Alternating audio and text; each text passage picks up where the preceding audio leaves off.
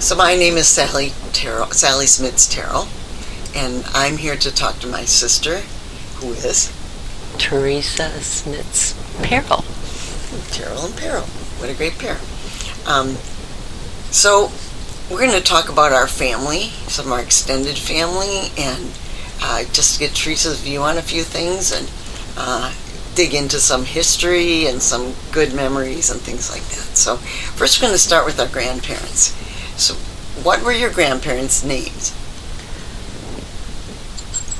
On my mother's side, it was Edna Mae Meisner and Arthur Adams. I can't remember which Arthur he was. Simeon, I think, but I'm not sure about that. Because that was in my book too that Casey gave me, and I'm like, I can't fill this out because there were so many. Mm-hmm. I mean, there were like 7 Arthur Adams and Ogden and Simeon and I don't know which one he is. Simeon, I believe. I could be wrong. And well, how about on the other side? And I'm not sure of what her real name is, but they called her Lolly. And Joseph Smits. So, when you were growing up, did you have a significant relationship with either sets of grandparents? In growing up, I had more of a relationship with Grandma and Grandpa Smits, because when I was 12, I started scrubbing the floor in the basement where the shop was. Mm-hmm. And I used to go up there, and Grandma would show me what the neighbors were doing in their house next door. So, yeah. Great. Do you remember any stories told about either set of our grandparents?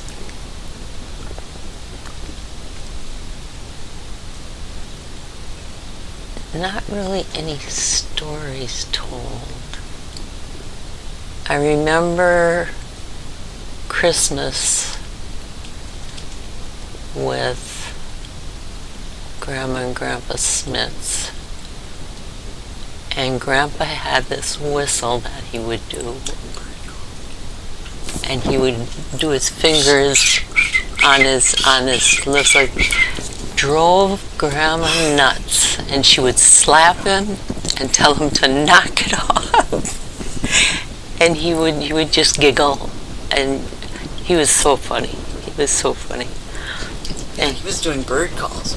He was doing bird calls? Drive Grandma crazy. Mm-hmm. So, what about aunts and uncles on either side? Were you close to any of them?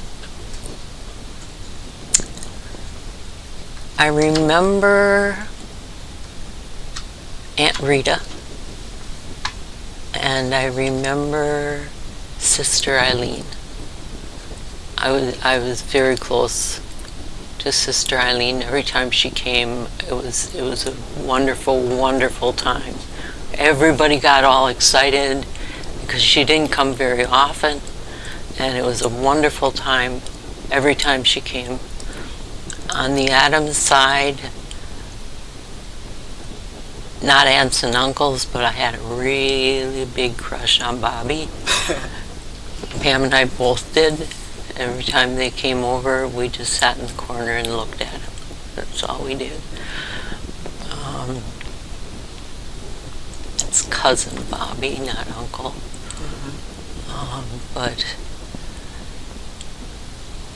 I don't really have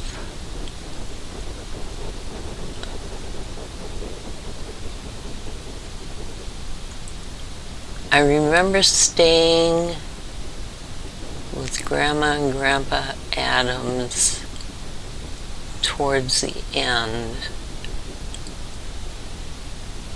and Grandma was insisting that he was a stranger and he had to leave the house, and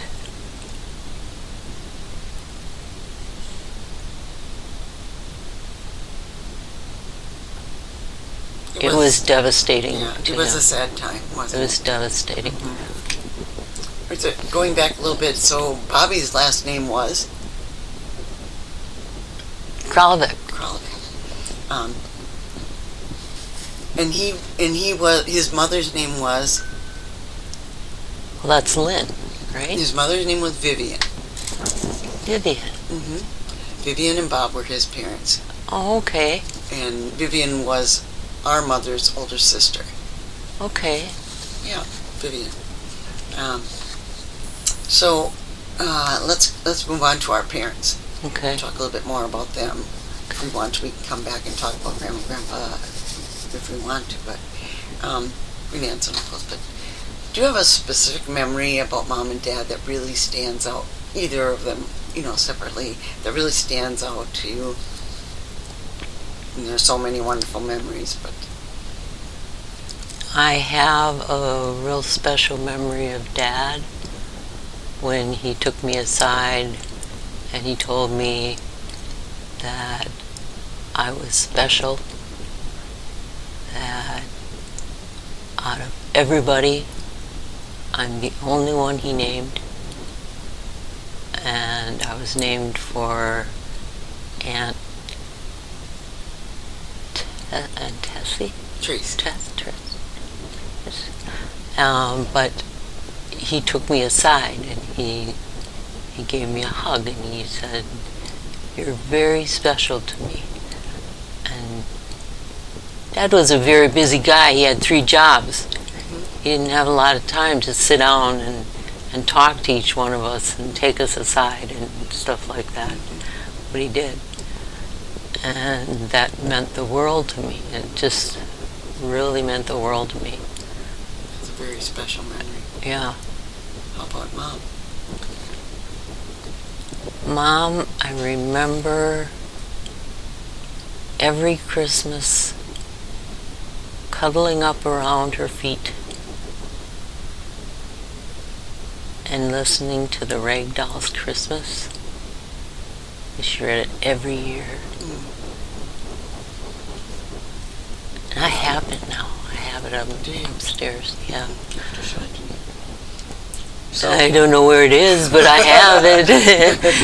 I know that. I know I have stuff like that. I bought it.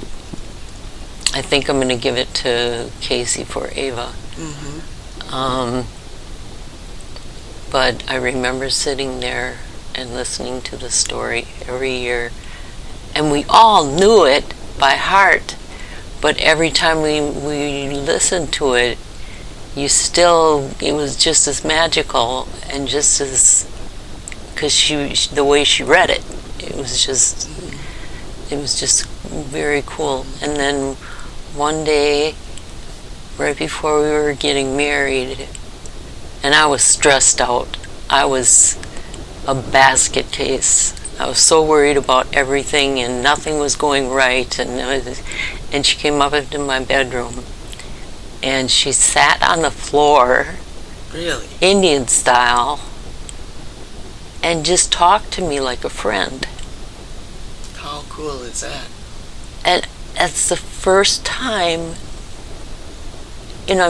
ever, that she was just talking to me about what life was going to be and how everything was going to work out okay and everything was going to be cool. But it was like a friend talking to a friend. It wasn't Mom saying, "Now listen, you're making a big thing out of nothing, so don't do it." She never said that. She never in all our life said that. But it wasn't a mom thing. She was like a friend. It was very, very, very cool, and I'll never forget it. She sat down and she said, "Come and sit down." And I didn't have anywhere to sit in my room other than bed. And that was all full of suitcases and things. And we sat on the floor and talked. That is really something. So talking about Mom and Dad, do you remember any stories that you heard about Mom and Dad? Not together, but as children or as young adults, or maybe even as adults, that's kind of stick in your mind?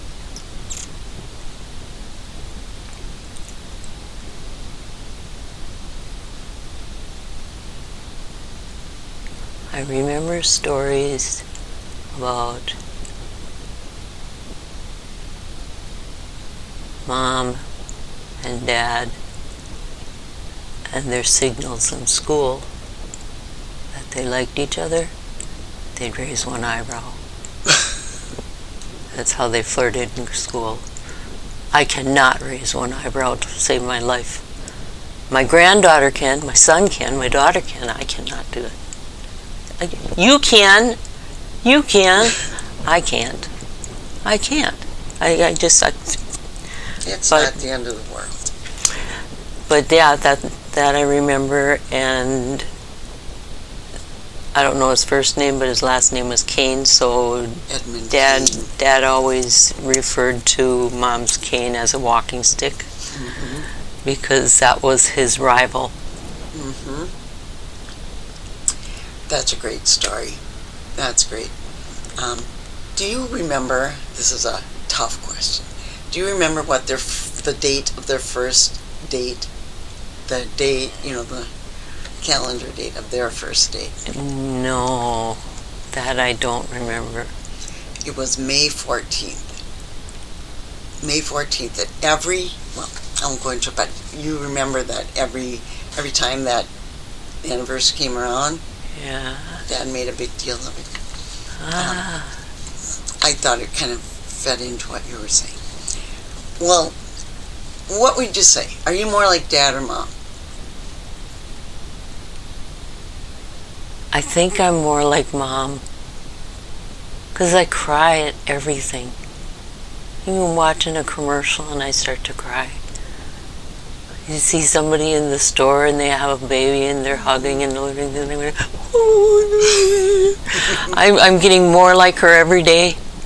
And I don't know. I'm Mom through and through. I was Dad when I was working. Dad taught me stick-to-itiveness. And that's what I told my bosses, every one of my bosses at my interview. And they'd say, what? And I said, that means when you start something, you do it until it's done. And it's done properly. And it's done well. And it's done to a point where you can feel proud of it. And some of the things you were saying from Dad's really stuck into your memory. Him telling you and embedding that in your person, and how it stuck with you all these years, and how you passed it on to other people. What would you say might be something you heard from Mom that has carried you through the years? Everybody deserves a second chance. Yes. And everybody needs a hug at some time or another. They may not say it, but they need it. If they look like they need it, offer it. Don't necessarily give it, because they may not take it, but offer. Yeah. So let's kind of shift gears here and talk about your life, your early childhood experiences.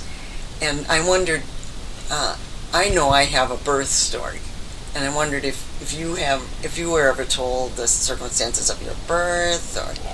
That's where I have a blank hole. Oh, you have a blank hole.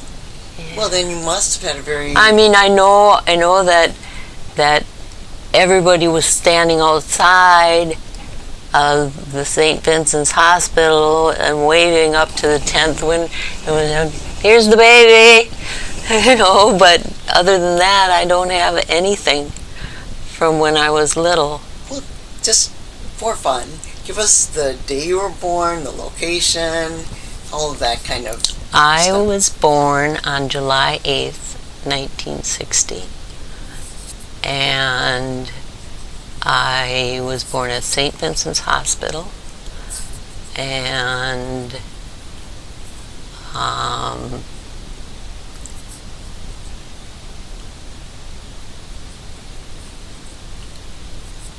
don't even know if I was a morning or a night baby. That's fine. I hope I was a good baby. I could tell you some things about when you were little. I'll tell you one thing. You spit up a lot. Did I? And you always got car sick. Mom had you in the front seat, and she would have a bucket or something that she held because you always got sick and puked into the whatever she had for you to Oh, do. man. Every trip we took, anytime we went in the car, I don't know if you were colicky when you were little, but I do know that you spit up a lot. And so you can put that in your Yeah. memory bank. Yeah. What number are you in the I am line? 10th of 12. 10th of 12. Okay. Growing up with 11 siblings, how did it go? I think it went really well. There were days when we got on each other's nerves. It's a normal thing, you know. But I think we were really blessed to have so many brothers and sisters. Really, really, really do. I remember being very small at either Susan or Randy's wedding and wandering off. And they were down at St. Joe's by the Fox River, and they had to scramble to try and find me.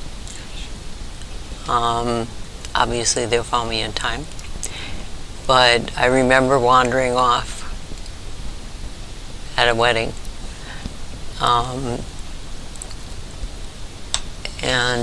But there was always someone around who you could go for advice, or you could ask a question, or you could, how did you get this? What did you do? They didn't always tell you the truth. But you got an answer, So, but we were really blessed. We were truly blessed. And then having Holly come along, the blessings increased by thousands.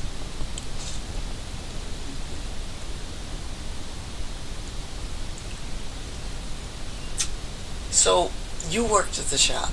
Yes. Tell me how that impacted your life. It was really cool. It was really cool. I really liked working there. I did not like cleaning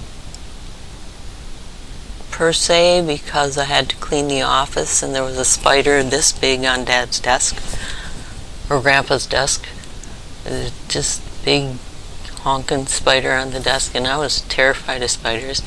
But I had to do the floor, so I would just kind of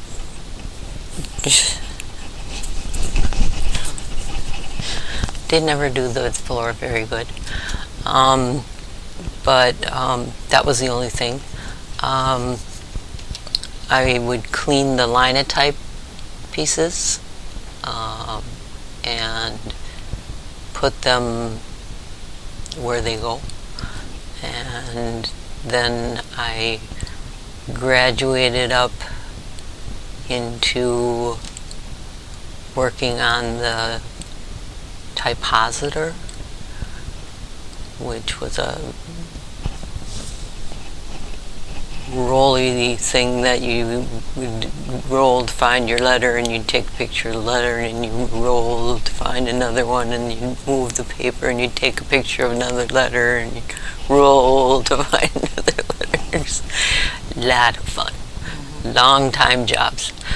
But then after that I went to the key punch, and Dad stopped us being able to listen to music because I started typing words to songs.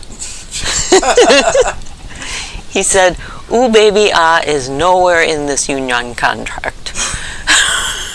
He said, "You're listening to too much music back there, Theresa. You just can't." Okay. But working with family was amazing. It was fantastic. They were very supportive and very, very good to work with. And Dick Marbs was a fantastic guy to work with too. But working with family was really, really good. So talking about family and siblings, who would you say you were closest to growing up?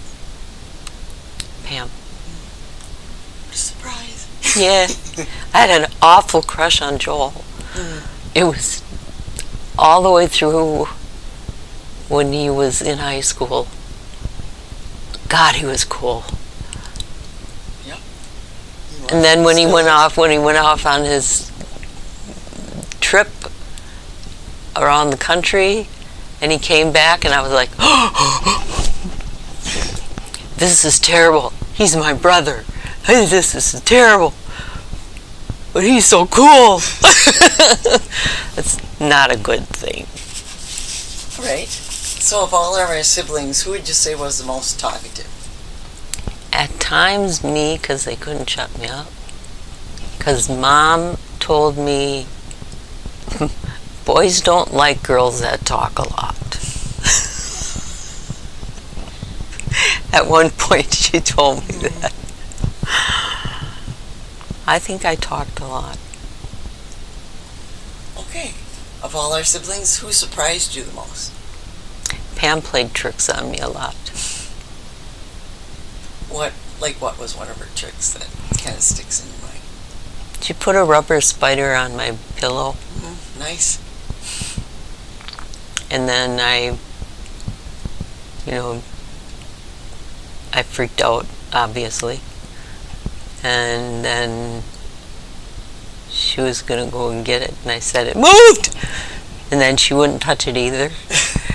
So Mom had to come and get rid of the spider. That's funny. So, I don't know, because you were farther down in the line, but did you share a bedroom with anybody? We shared, at one point, you and me and Mary Jo shared up the stairs. You and me slept in the double bed, and Mary Jo slept in a single bed. And there was a mask that was hanging on the wall next to our bed. And I don't know, but it was like, if I wouldn't go to sleep or shut up, it was a threat mask that, like, it's going to get you if you don't shut up. Okay. That meant lights out, and I'd roll over and go to sleep. I don't remember what we called it. I don't either. But it was a big, tall. And Mary Jo would say every night, "If I die, Jeff gets everything."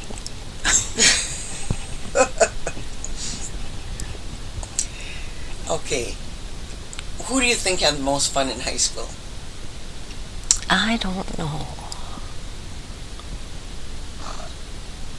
I didn't, because I was a wallflower. I didn't.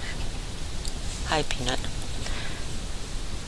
I didn't do much. So, of everybody, who do you think had the worst temper? Worst temper. I think it's a toss-up between Pam and Mary. Any specifics? No, I just wouldn't want to make either of them mad. Okay. So when you were in school, did you have a best friend that was not a sibling? And who would that be? Karen Smits was my best friend, and she got me out of my shell. Called her Kelsey. She got me to go out, not for forensics, but she got me to go and take a part in a play, and we did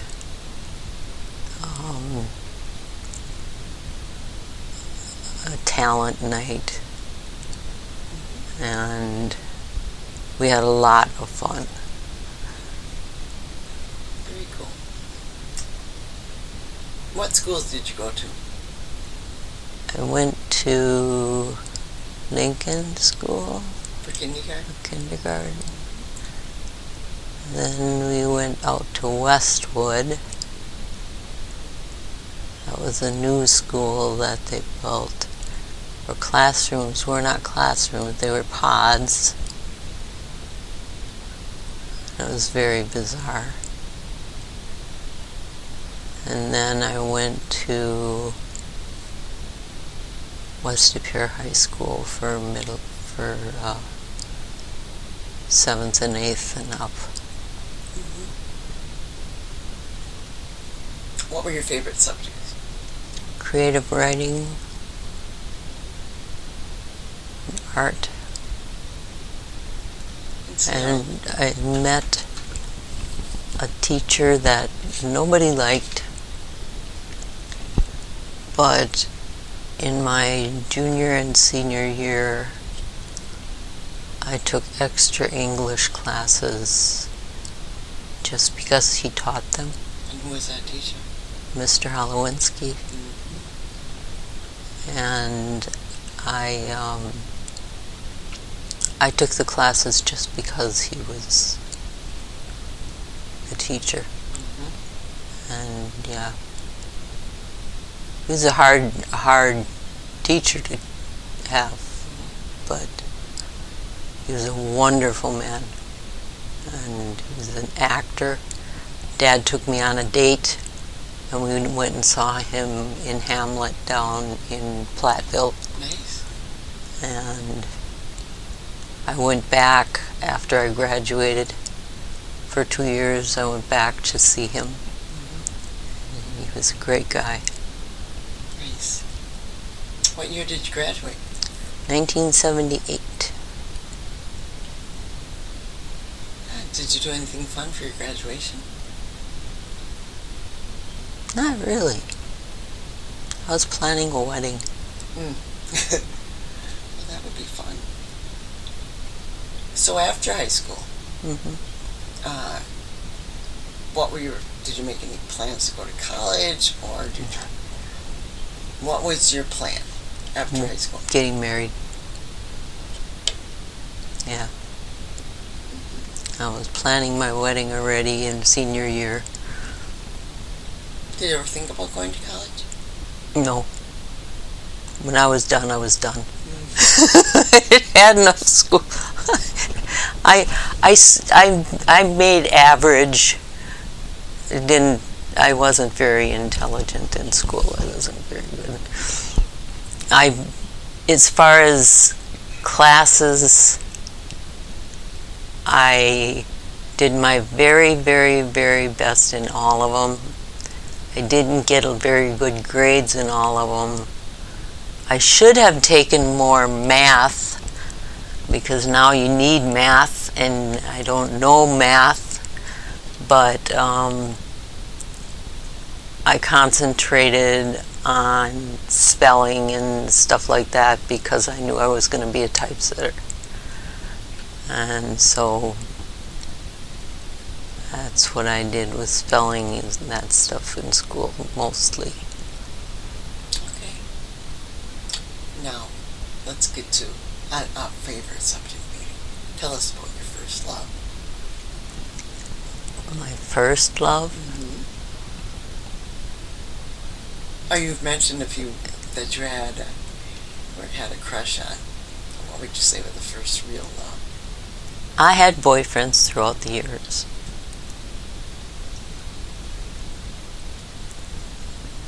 They weren't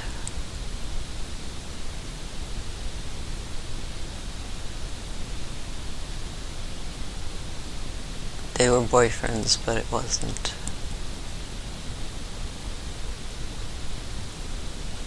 True love. And then I saw a guy on a tractor across the field, swinging from the back of a farm machine thing. And I said, oh, that's weird. And he saw me sitting on the porch with you, Tyler, and he said, that's the girl I'm gonna marry. And one thing led to another, and that's my true love. Mark is my true love. He's my one and only. He stood by me through thick and thin, and he's been with me through a lot of stuff. And sometimes he's a curmudgeon, and that's because he's in a lot of pain. But Raven gets very frustrated with him, and so does Nikki, because they see him and he sometimes isn't, like, he gets angry and he snaps off at me or whatever, but it's only because he's hurting, and I know that's why. But I love him dearly and he loves me dearly, and that's all that matters. Well, along with that, what would you say has been your most romantic moment or event? My most romantic moment was laying in the grass under the stars and just watching the stars. And he was trying to show me what a shooting star looks like, and we were waiting for a shooting star. And I think we saw one through the night, just laying there in the quiet and holding his hand and talking, and just the two of us. It was very cool. Nice. So you've talked about planning your wedding and during your senior year and meeting Mark. Why don't you tell us about your wedding? My wedding was small. It was just Pam and Joe Hike standing up. And it was the last wedding that the priest performed. He was retiring. 45 years this year. Great accomplishment. I look at my wedding picture that's in the living room, and it's been in the sun so much. It's so pale. I wish I could restore it. I don't know if I can, but I would like to get the color back into it. But it was a beautiful day until the end. But Dad walked me down the aisle and hanging on to him like this. And he patted my hand and he said, "It's going to be all right. You've got a good man." And I said, "Yes, I do." And we wrote our own vows.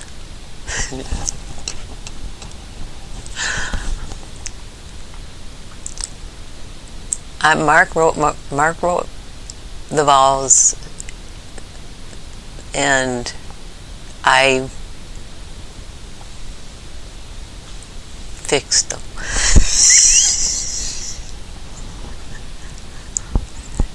Because they didn't make sense.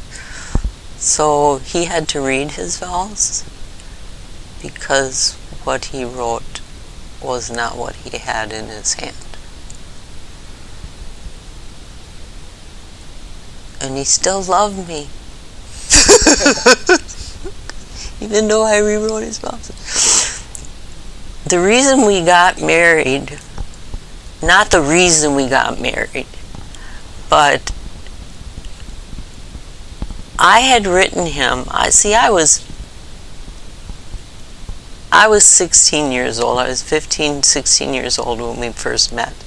And I was crazy about Roger Daltrey. And I was going to save up my money. And I had called the airline and I had gotten the price for a ticket to go over one way to England. And I was going to go over to Roger Daltrey's house.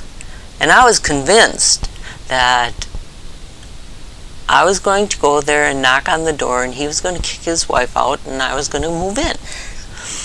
And Mark never wrote letters, ever. I wrote him tons of letters. He never wrote a letter back. I didn't care. But he wrote me a 5-page letter of all the horrors of a single young female going to a different country all alone, and the drugs and the prostitution, and you're living on the streets, and just, I was terrified by the time I got done reading that letter. Well, that money that I was going to use on the plane ticket, I used on the wedding. So that was the clincher of you got me, you know. So, yeah, the wedding was beautiful. And we had, it rained a little bit right after the ceremony, just a little bit, as we were getting into the car. But we had a beautiful day.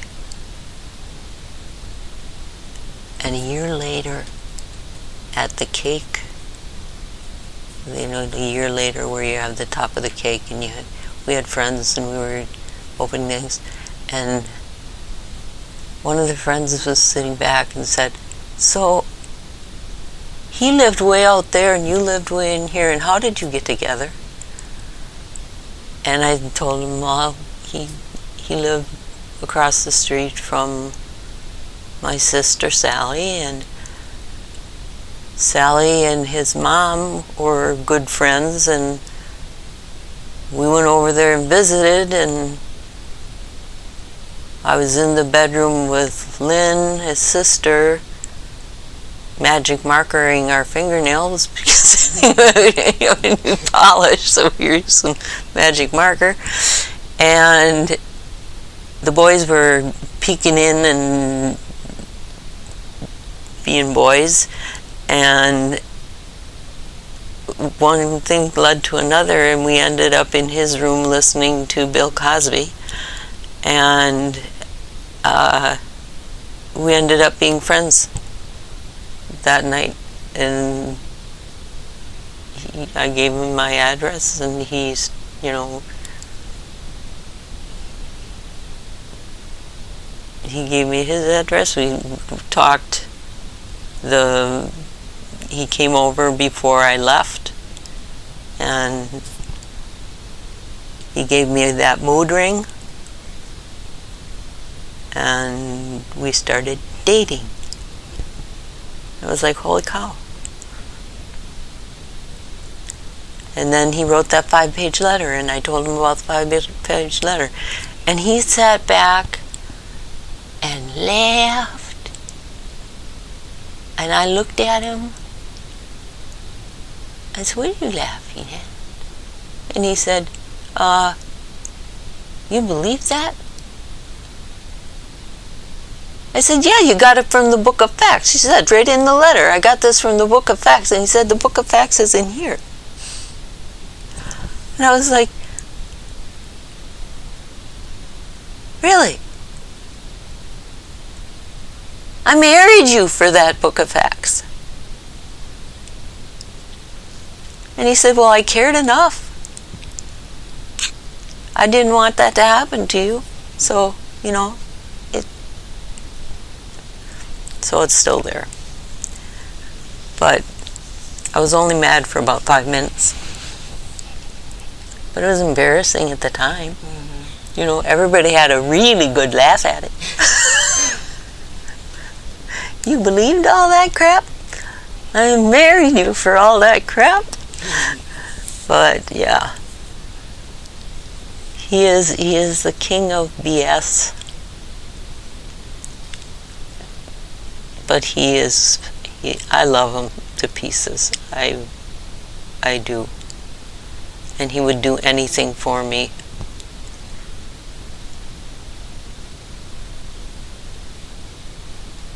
Anything. So you got married, and after you were married, a while you had children. Mm-hmm. So tell us the names of your children and a little bit about each one that can give us like a feeling for what they're like. Well, we had Casey, who was a bundle of energy, and still is. He was not very good in school. He was a problem in school. Teachers did not like him because he was the jokester. He got this close to graduating. He was like 3 months away from graduating, and he quit. Because the principal had it in for him, and he said one last bad thing, and Casey said, "I can't take this anymore." We got graduation pictures on the wall, but he didn't graduate. He had to take a online schooling to get his diploma. But he is very, very, very smart. Even from when he was little, he always wanted to know what made things work. And I mean, we were riding the train at Bay Beach, and I was pregnant with Becky, or Raven. She's changed her name to Raven now. I was on the train with him, and I'm looking at him, and he's like,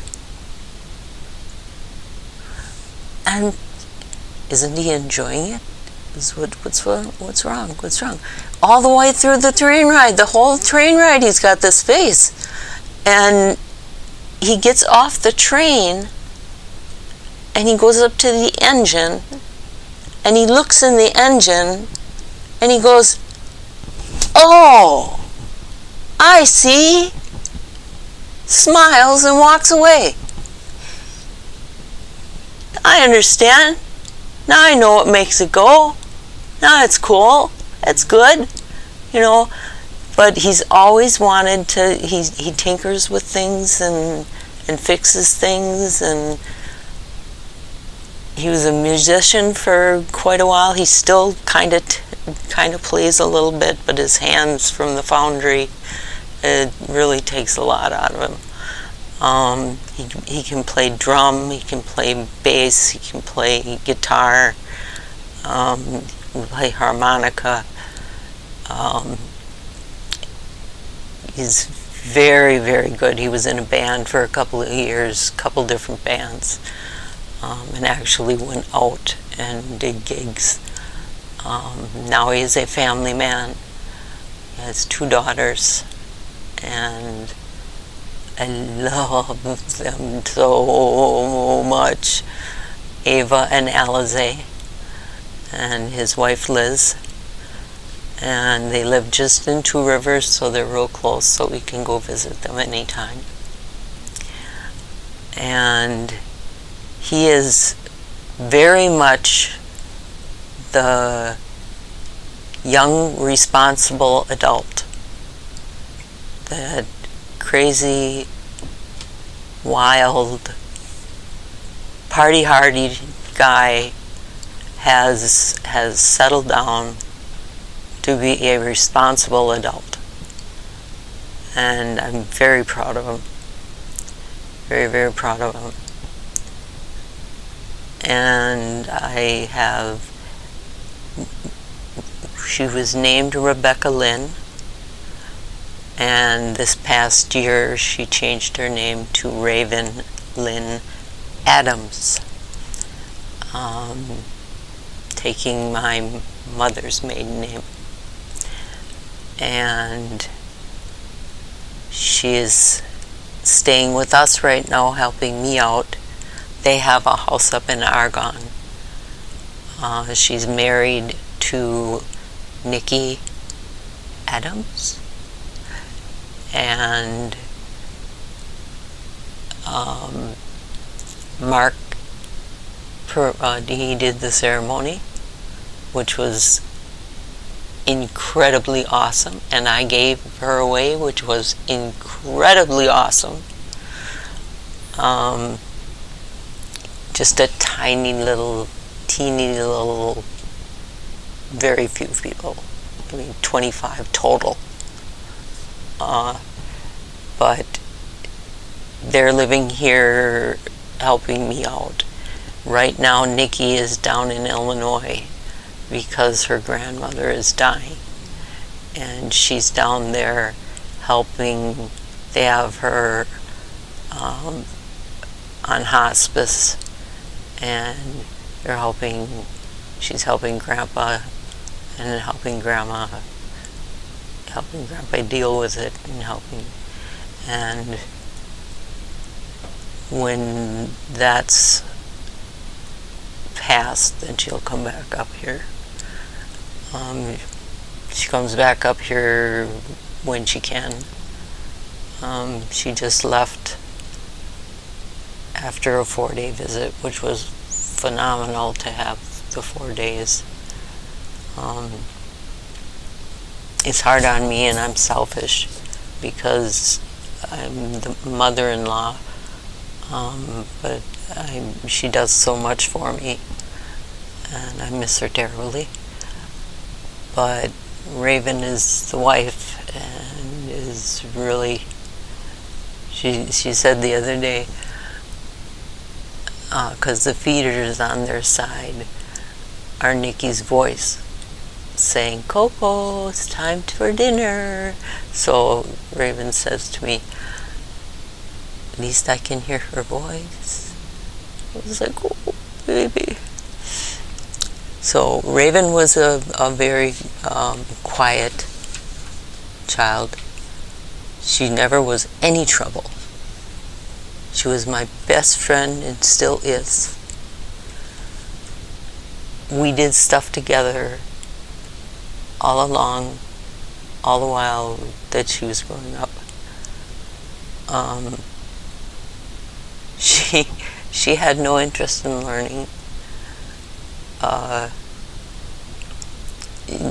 teacher said I went to her first parent-teacher conference, and it was a bunch of blank pieces of paper. And the teacher kept on going,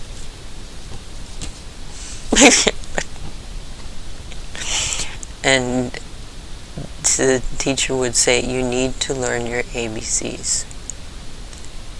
And Becky would go, I know my ABCs. A, B, C, D, E, F, G, H, I, J, K, L, M, N, O, P, Q, R.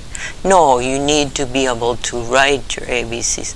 But I know my ABCs. A, B, C, D, E, F, G, H, I, J, K, L. So she did finally learn. And after spending a summer of summer school with me, and we had to work every day while everybody else was playing. We were doing homework every day. It only took one summer, and she went back, and it was like, I think it clicked. I don't want to do my summers like this again. I think I should learn while I'm at school. So she did better, but she's very, very shy, and part of it I think is my fault because I talk so much. So I kind of answer some of her questions for her, and I kind of, I do things for her, and I've been like doing that all along. So she's dealing with, she has like panic disorder, and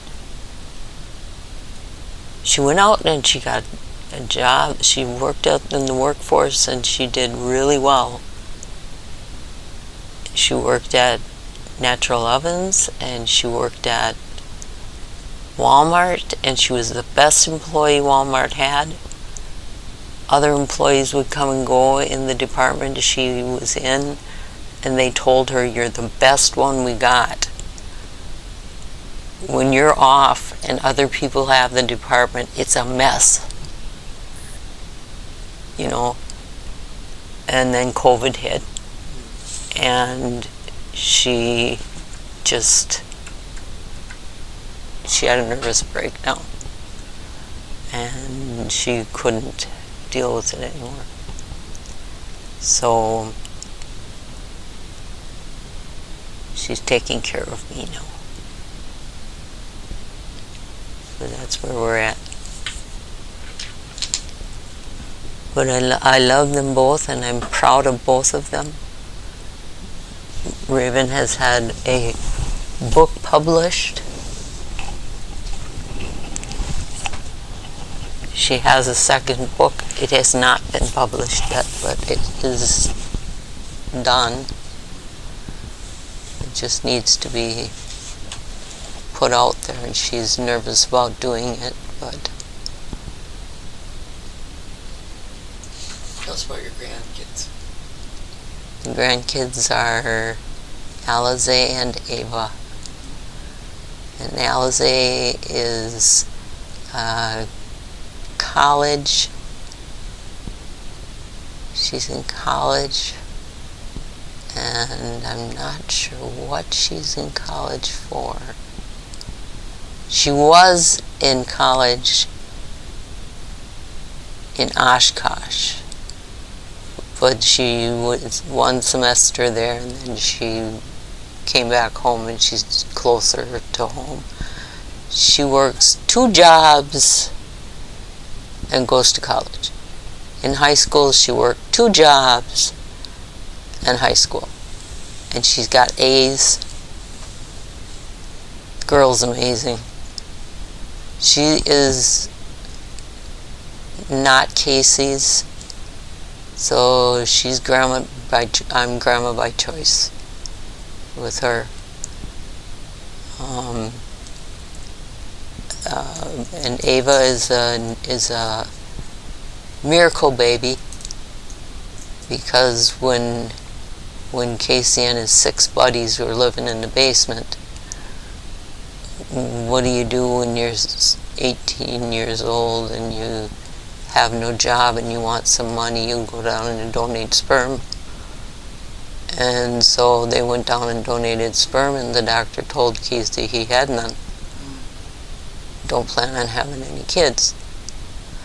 So when Liz and Casey got married, They said, well, we won't use birth control. Well, surprise, surprise. And we have Ava. Nice surprise. Yeah. And she is the light of my life. She's going to be 11 on the 14th. And she is really, really one of a kind. She's full of piss and vinegar, just like he was. I told Liz I'm sorry that the parents' curse does work. But she is just... I spent as much time as I could. We had weekly grandma days.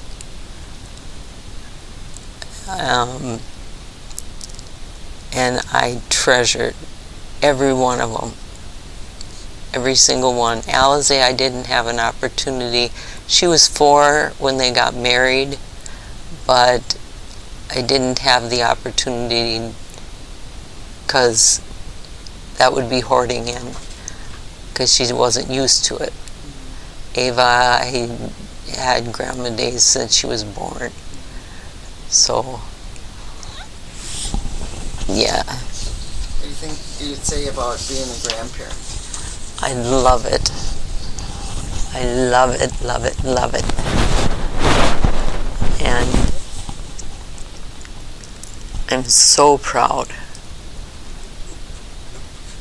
So proud of them both. I'm so proud of how Casey is as a parent. My heart just swells when I see them. It just, I love them to pieces. And she still gives me hugs, even though I'm getting to be where it's not cool to give hugs. She still does, so it's cool. I love it.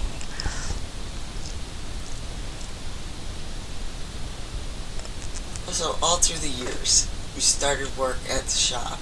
That was like your first experience with it. Tell us about your work history. After the shop, came out here and I worked at the group home. And that was a challenge, but it was wonderful because we made a difference in the kids' lives, and some of them are still in contact with us. And they closed that in 1997 because they wanted us to be a jail, and we weren't a jail. And they didn't want us to touch the kids, and hugging was out of the question. And that's the majority of what they needed. It was, so one of them was sitting on the bed and she was just bawling, and I said, I don't care, and I went in there and I just hugged her. And she had had a nightmare, and we were supposed to stand in the doorway and talk things out. And it's like, no. You gotta be able to do what you gotta be able to do. And we were the only family-run group home in the area. And I'm not gonna run it like an institution. I'm just not gonna. So we closed down. And they've asked us several times to reopen, and we won't do it. Because if we reopen, we have to put bars on the windows, and we have to put special locks on the doors, and we have to do this, and we have to do that, and we have to do, no. So we just never reopened. Yeah. So if you could change one thing in your life, what would it be? If I could change one thing in my life, what would it be? watch my feet when I walk into that Walmart, because that has caused me a lot of pain still. That would be the one thing I'd change, because I'm still hurting from that, and I'm going to be forever. Other than that, I wouldn't change anything. So if you, because we're passing this down to generations, if you had one thing you could pass on to them about your life, what do you think? What would you pass on? What would you say about this kind of consensus statement about your life that you could pass on as like my life has been?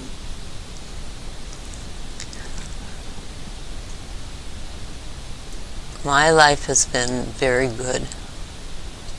I've been blessed.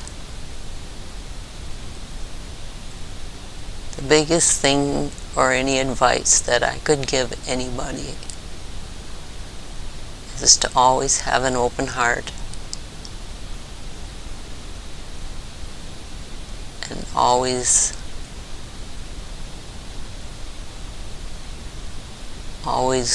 be willing to care, because everybody deserves a second chance. Sounds like your motto to me. Yeah. An open heart and be willing to care. Yeah. So we've been very fortunate to have our siblings and our wonderful parents. We are blessed for sure. We really, really had a fantastic family. I talked to friends of mine, growing up in high school, and I talked to friends and stuff like that, and nobody I have ever talked to, all of my life, has had the fantastic family that we had. There's families that are big families, small families, but there's such bickering going on, and there's such hatred, and it's such, it's so sad, and life is too short. They're your brother or they're your sister. Let it go. Give them a hug. You just,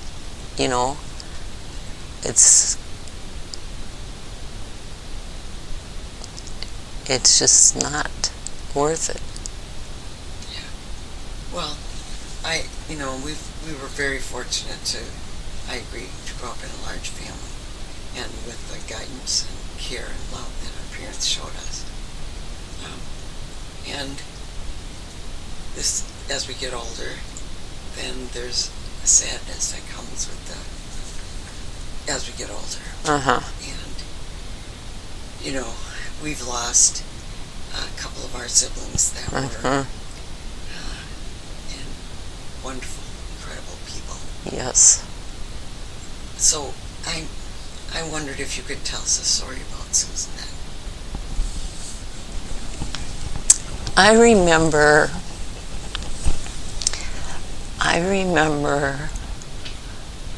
Susan when it was either Missy or Andy was a baby, and she was making peanut butter and jelly sandwiches. And she lifted the baby up out of the high chair and moved the baby to, I don't know, maybe the walker or whatever, or lifted it out of the walker and put her in the high chair or whatever, I don't know, moved the baby. And then licked what she thought was peanut butter off of her fingers, and it was not peanut butter. It was Missy, and I think I was there when that happened. Yeah, it was. I remember that. So it was like,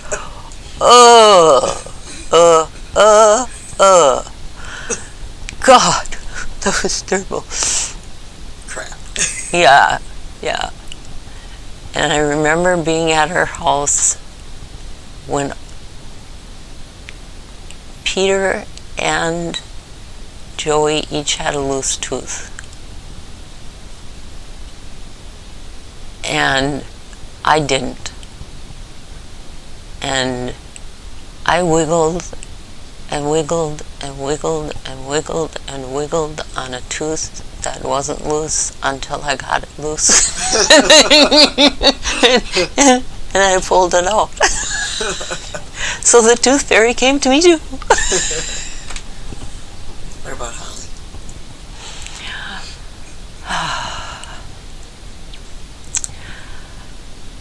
Holly?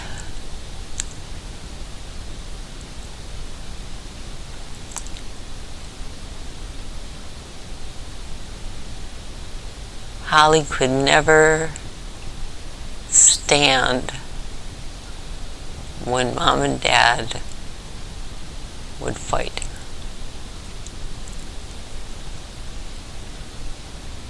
And she would have them have a glass of brandy or something when they were coming to the table to eat. That was when they were up north. She didn't do it at home.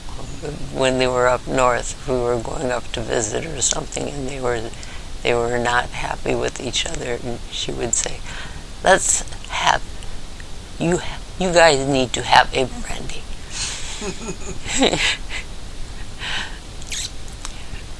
When she was little, I remember playing with her in the playpen, Pam and I. And we used to play the finger in the hole that you would pull up the thing to hold the playpen up flat. And we'd go like this, and then you'd pull the finger down for her to grab the finger, And we kind of got in trouble because she figured out that she could push her finger in there and pull up, and she escaped the playpen, and she got out. And I don't know if she got out of the house, but I know she got out. And Mom and Dad were not happy that she got out of the playpen. Mm-hmm. And that was our doing. Pam and I were playing with her with that. But she always gave the best hugs. Mm-hmm. And when we babysat her, she was the hardest person to put to bed if she didn't want to go to bed, because she would turn into a wet noodle.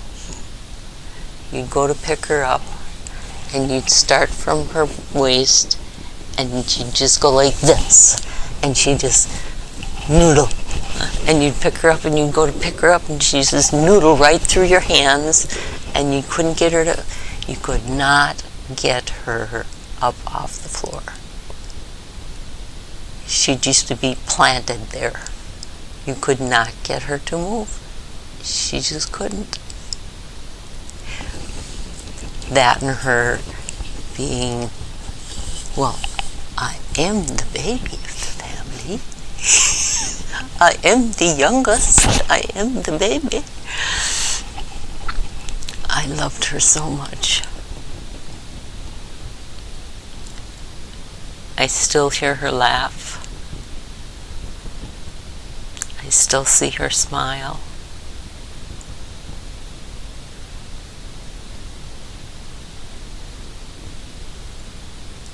She was the best of us, and she brought out the best of us.